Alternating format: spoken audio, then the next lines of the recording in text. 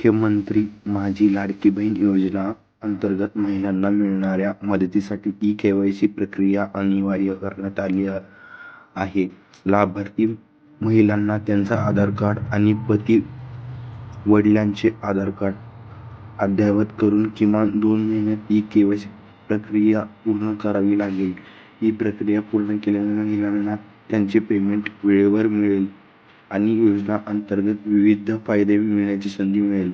महिलांनी आवश्यक कागदपत्रांची स्कॅन कॉपी अपलोड करून प्रक्रिया लवकर पूर्ण करणे महत्त्वाचे आहे. जवळच्या सीएससी सेंटरमध्ये